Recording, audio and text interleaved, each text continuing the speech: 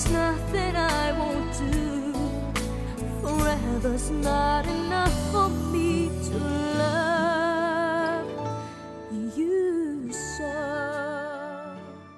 The winner is Sarah Geronimo, Music of Me, Viva Records. Congratulations, Sarah! Sarah Geronimo, champion!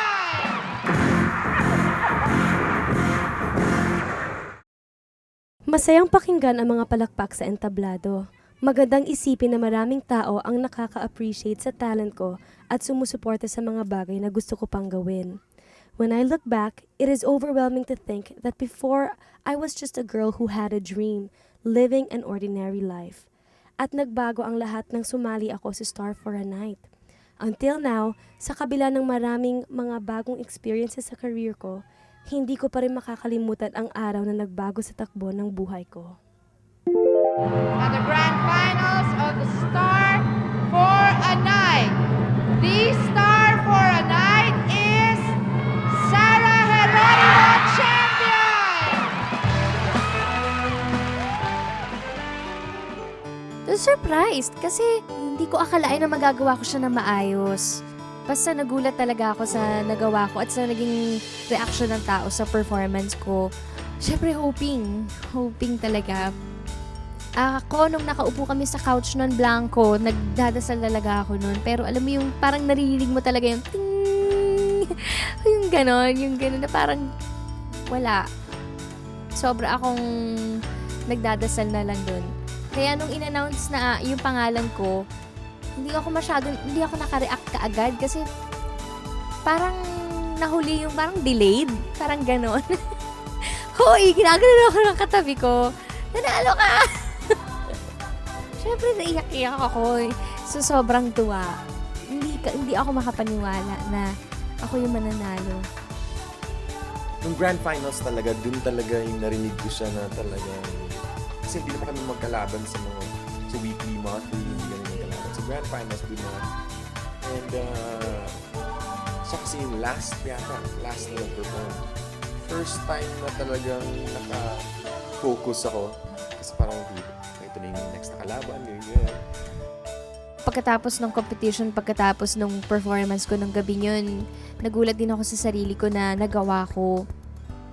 Siguro dahil talagang kumuha ako ng strength unang-una kay Lord at saka sa yung motivation ko na dahil mahal kong pamilya ko, gagawin ko to para sa kanila. Para sa kanila, hindi para sa akin. Para rin naman sa amin itong ginagawa ko na kami rin naman magpapamilyang makikinabang dito at saka tuparan din to ng pangarap namin para umasaya kami. Yung para sa inyo to. Yun, sana kahit anong mangyari, kahit manalo matalo, sana nandiyan pa rin kayo para sa akin. Sana huwag kayong magsawa sa pag-support sa akin. I didn't notice her until I was doing the backup vocals for all the tracks of that album. They recorded all their materials for the finals, and then that was the first time I worked with Sarah. Na-notice namin kasi the song To Love You More, yung version niya, masyadong mataas yung key. Pero halos pareho lang naman ng key yun nung original. But the thing is, it was too high for somebody like her. And yung mga backup singers ko were complaining, Alin, we're going to sing it in the original key. Oo eh. Sino ba yung kumakantang yan? So I checked. Sabi ko si Sarah Geronimo yan. Doon ko na-notice yung song. And doon ko siya na-notice actually. Then listening to that track, sabi ko, maganda yung track. Sabi ko, pwede siya manalo. And then I asked sa Viva kung sino yung Sarah Geronimo. And so I watched the finals night. So, okay. And then she won. Talagang sinurrender ko na lang lahat talaga kay Lord. Sabi ko, nagulat nga ako sa sarili ko kasi nandun yung peace. Kasi alam ko na, ayun nga, hindi ako pababayaan ni Lord. Saka, ang prayer ko talaga, basta ibibigay ko talaga yung my very best. Siya na ang bahala, manalo, matalo. Alam ko sa sarili ko na ibibigay ko yung lahat na makakaya ko. Masaya ako that the Lord has given me so much blessings. Maayos naman ang takbo ng career ko at mabuti naman ang lagay ng family ko. I guess it's safe to say na nakamit ko yung goal ko nung sumali ako ng Star for a Night, which is not only to help my family, but to pursue my love for music as well. Pero ang tagumpay na ito ay hindi basta-basta nakamit. Whatever success I am now blessed with was all because nagsikap ako at hindi ako sumuko para abutin ang pangarap ko. Ladies and gentlemen, our star for tonight, Sarah Geronimo! Napakahirap dumaan sa mga auditions. Dadaan ka sa, of course, sa mahabang pila. Tapos, nakapila ka sa ilalim ng araw. Tapos, aabutan ka ng gutom, malilipasan ka ng gutom, ganyan. Saka kailangan talaga yung patience. Saka yung pagiging positive mo at saka pakikitungo mo, pagiging friendly mo sa mga kasama mong mga nag-audition. Inspirasyon ko po syempre yung family ko. Yung hirap po na dinadaanan namin ngayon. Yun po yung nag-i-inspire sa akin na maging porsigido dito sa ginagawa ko. Sumali po ako sa Star for a Night. Kasi alam naman po natin lahat na prestigious contest to. Kung papalarin po ako, alam kong dito po matutupad yung pangarap namin, magpapamilya. Ang daming gustong mag-audition talaga. And grabe yung pressure. Kasi pag nag-audition ka, ang dami mong iniisip. Mahirap siya. Kila mama po, parang nabasa nila sa broadsheet na, yun nga, merong singing competition na on national television na hosted by Miss Regine Velasquez called Star for a Night. May nag-audition ako nun sa office ng Viva nun. Tapos, nagkakaroon din sila ng audition sa mga SM malls. Ako nag-audition ako sa SM Bacoor. Tapos, nakat pa nun yung auditions. Ako pang 300 ako. So, ayun, nakat kami. So, pinabalik na lang kami. Bumalik naman kami dun sa office ng Viva para mag-audition ulit. Nakita namin na after 2 to 3 years, talagang magiging star siya. Kaya ang napili naming star for the night ay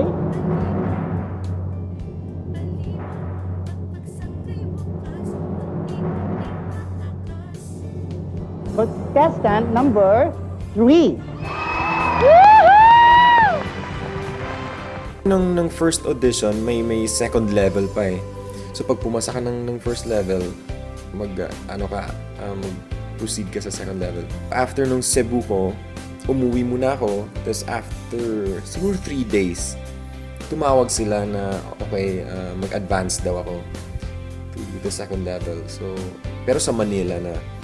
So, nag-cargo ship ulit.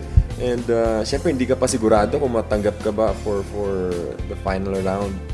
So, risk pa rin yun. And ayun, pumunta ko ng Manila for the second audition.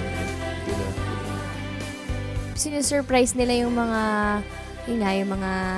nakakapasa sa auditions. Kahit nakilala mo ako, ikaw ang pipiliin namin sa Star for a Night! Kaya ano ba sa akin mo? Papunta kaming church noon. Tapos yun nga, Sunday yun, sinurprise ako na natanggap nga daw ako. Si Mama ta! Naiiyak siya. Nung na-meet ko siya, mga 14 years old pa lang siya. Pag sinabi mong Sarah, bata, playful, at talagang family-oriented. Noong umpisa, which is good naman sa lahat ng mga bagong singers, talagang gayang-gaya niya si Celine Dion, yung mga idol niya, gayang-gaya niya.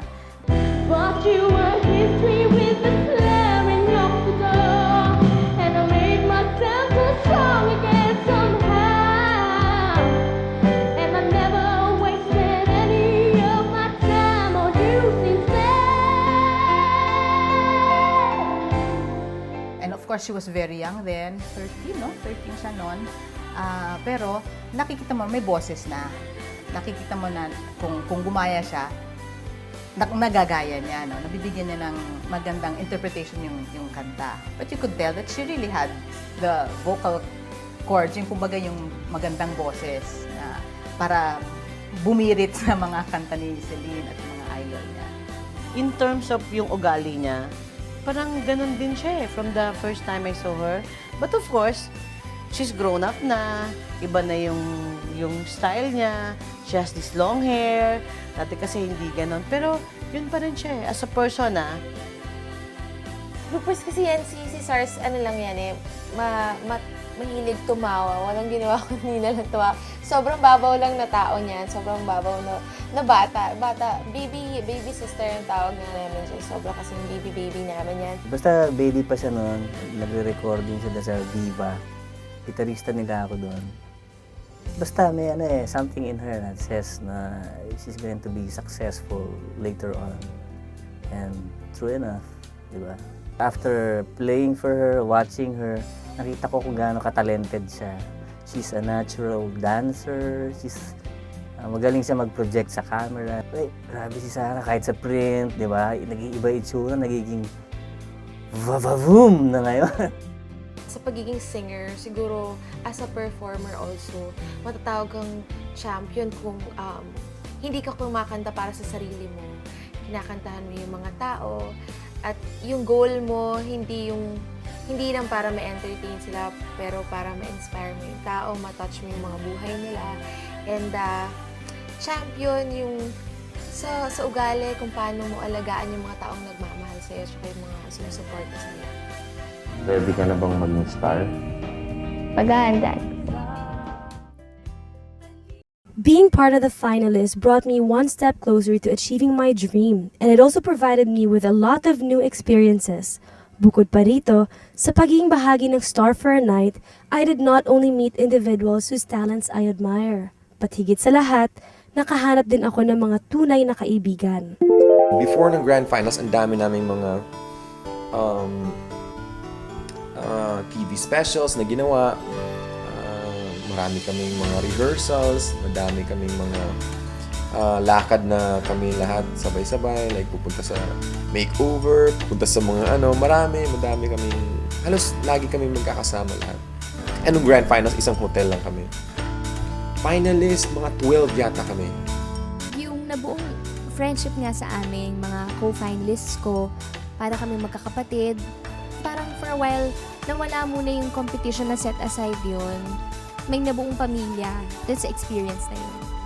Kasi kami nagsistay kami sa hotel, sa Bayview Park Hotel, before the night of the Grand Finals. So, doon kami natutulog. Tapos, nakapag-swimming pa kami noon. Enjoy lang kami. Bago kami sumabak sa tension.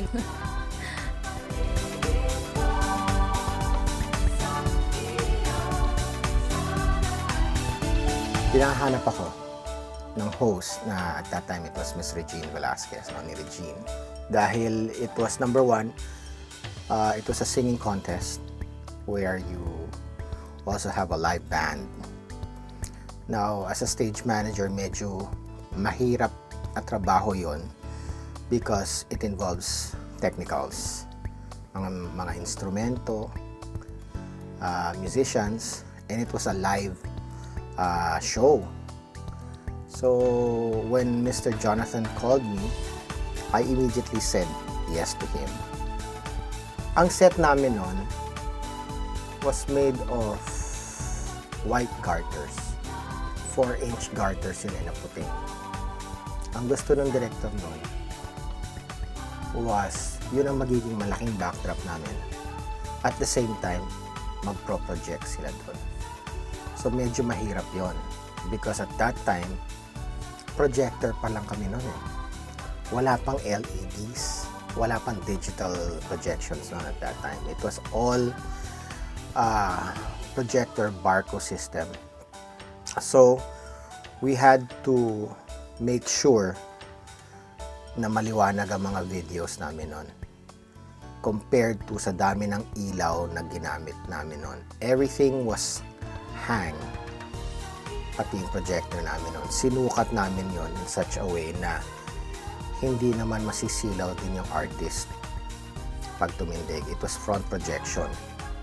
Ang nangyari nun, concept nun, ang artist lalabas sa gitna ng garter. So, dalawa kami nun, hahawiin namin yung garter, lalabas yung artist, pupunta sa gitna, kakanta. Ganun ang ano nun. Ang trick nun, kailangan wala kang makikita sa likod. I had to make sure na the next 3 contestants nandun na sa akin sa likod. Yun ang trabaho namin nun. Make sure lumabas siya sa ng tama sa stage. Make sure na tama yung suot niya. Make sure na baka mamaya sapatos niya o ano, mali. And so, kailangan pantay-pantay ang tingin namin sa bawat isa or ang treatment namin sa bawat isa. And si Sarah did not come out belting. Kumanta siya, nag-high notes, lahat. Pero I did not really see it until the actual performance niya on that night. Our last grand finalist for tonight wears a Rajo Laurel creation and styled by Jinky Ilosorio. Wala akong alam sa fashion world. Pero sinabi sa akin ni Sir Jay na yun nga one of the best designers nga. Sila ni Mami Divine pumunta sa opisina. Pagkatapos, pinakilala niya. Tapos, biglang tinanong ko si Sarah, anong kakantingin mo? Sabi biglang, yung kinanta niya yung song niya. Tapos, automatically sabi ko, alam ko na kung anong gagawin sa'yo. Magpuputi ka. You're going to wear white. Napakaganda. Napaka-dainty. Of course, kasi white siya. Tapos, simpleng-simple lang pero beaded. So, ganda-ganda niya. Saka nagulat yung, yung pamilya ko. Nung nakita daw nila ako na lumabas. Kasi ibang-iba nga daw yung itsura ko. Uy, ganyan. Sarah ba yun? Naramdaman ko na parang feeling ko talaga, mananalo ka. Pero hindi ko sinabi na mananalo siya, no? Pero in my heart, sabi ko, alam mo, this young lady has really the potential to become a very important actress, entertainer, and singer. And she had this sort of like quiet strength. Of course, she was very shy, but we could see that when she started to sing, all of that would disappear, and all you could see is the potential of her star quality. Nung mga panahong bago mag-finals, I can only hope and pray na ibigay sa akin ni Lord ang pinapanalangin kong manalo. Habang papalapit ang grand night, tumitindi ang excitement ko at kasabay ng excitement ay ang matinding kaba on what is to be the culmination of a very meaningful journey. Ayun, nagpe-prepare na. Lahat. Gabi na to ng competition. Ako nung nagre-rehearse ako, parang medyo may nagka-problema pa nun eh. Yung sa areglo yata nung contest piece ko. Ganun. So, syempre, sobra akong kinabahan.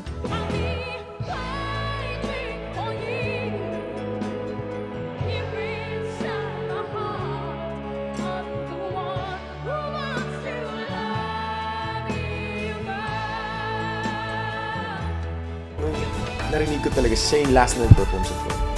So, ito na yun. And yun yung grand finals na narinig ko siya. Pinilabutan ako for the first time. Sabi ko, hindi ganyan kumantayan na. But all of a sudden, ganun. So sumili pa, napasili pa ako nun eh. Sabi ko, ikaw nga ba yun? Kasi the night before, hindi siya ganun eh. Nagulat ako and then I said, this young girl will make it. Ganon, she will make it. Ako kasi, napansin ko sa sarili ko pagka-rehearsals. Reserved at saka sobrang mahiyain. Yung talagang, hindi siya intentional eh. Yung talagang, nandun talaga yung takot. Siguro. Saka yung hiya. Pero, pasalamat naman ako na kapag ka-actual na performance na, dun na lumalabas. At a particular point of the song, I told her, just drop it. And then she dropped it, and I remember watching it on television kasi nakuha ng camera yung pag-drop niya sa shawl na yon.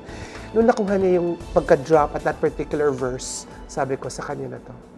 That night that she won, sinabi ko talaga sa sarili ko, this young girl will make it and will go places. she'll make it. Ang maganda yung naka-ano niya eh, kitang-kita na kaagad. It was really a star. It was the star of the night. That was her. Siya yun. Yun na yung the best performance. Kasi talagang andun yung full of confidence, passion, yung gigil in the sense na hindi dahil kailangan manalo ako, hindi doon. Gusto kong ipakita na kaya ko, na magaling din ako, ganun. When she sings, there is extra flavor. She puts an extra flavor sa pagkanta niya at sa pag-deliver sa audience. I think she will be around for a long time. So, you know, in 30 years, she will still be recording music. She's proven to be one of the most consistent stars in showbiz. And my dream for her is that lalo pang tumaas ang kanyang bituin. During the grand night, habang isa-isang kumakanta ang mga kaibigan ko na kasama ko as finalists, and as my time to perform grew near, naisip ko na all the rehearsals could not have prepared me more than the strength and the courage na nakuha ko from my family and my faith in the Lord. Kaya sana, through sharing with you my experience as Star for a Night, you will learn a thing or two na sa pagsisikap, pagmamahal at pagtitiwala, it is not impossible to reach one's dreams. Till next time, keep dreaming. Love, Sarah.